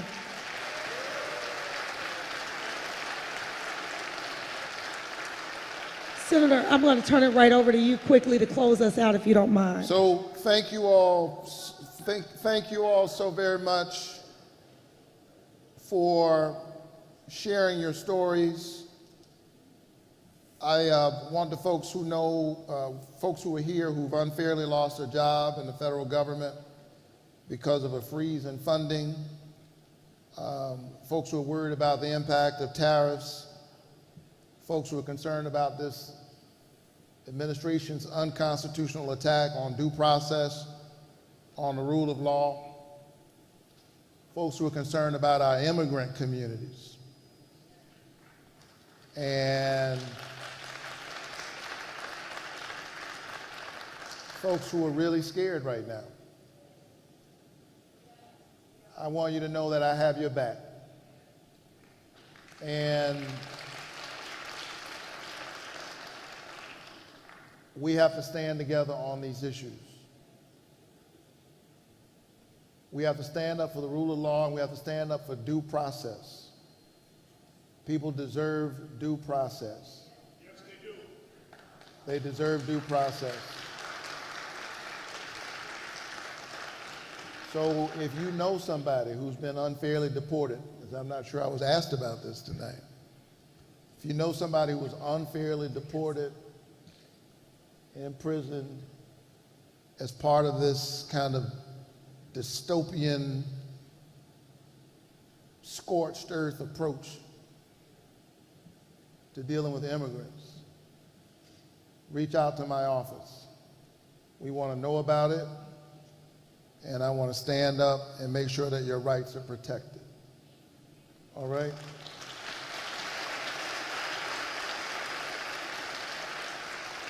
I want to thank this wonderful pastor who was one of my religion professors at Morehouse, but wherever I fell short tonight, don't blame Dr. Aaron Parker. It's my fault. He was a great teacher. Don't blame him. I want to thank this church for opening your doors. And because I am still a pastor, I'm not a senator who used to be a pastor, but a pastor in the Senate, I'm going to ask you if you would stand together. Dr. Parker. Pastor, come. I think we should give Senator Warnock a hand for coming out. For coming out and sharing.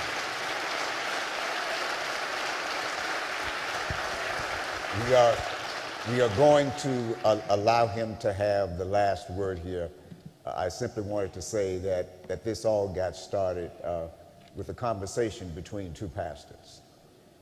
And the other pastor that was in this conversation is here with us, Reverend Anthony Motley, a pastor of the Lindsay Street Baptist Church. Wave your hand, Reverend Motley. Mrs. Motley is with him. But we are so grateful that you came and stood the test. And I think you scored pretty high on today. Thank you.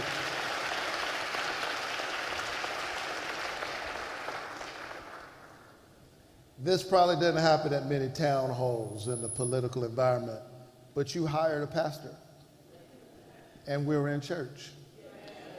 So would you join hands with your neighbor?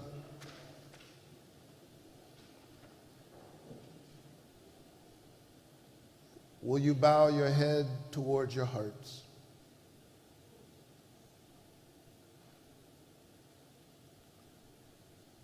God, you are known by many names,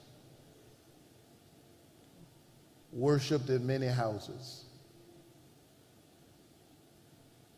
but you are not far from any one of us. For in you we live and move and have our being. We ask now your blessings and your grace upon our beloved nation. We hear now the words of Scripture, if my people who are called by my name would humble themselves and pray, if they would seek my face, turn from their wicked ways, then I will hear from heaven. I will forgive their sins and heal their land. Teach us, O God, to pray. not just with our lips, but with our legs. We pray that you would give love wings by transforming love into justice, so that all of God's children might have a path towards human thriving and possibility. We pray now that your peace would rest on our nation, and that you would give us what we need, the courage, the moral imagination, to rise to this moral moment, to pray with each other rather than on each other,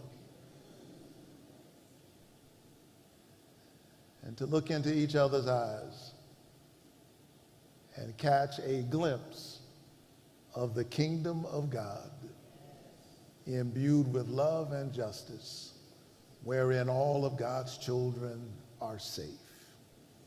We ask this in the name of the God who loves us into freedom and frees us into loving.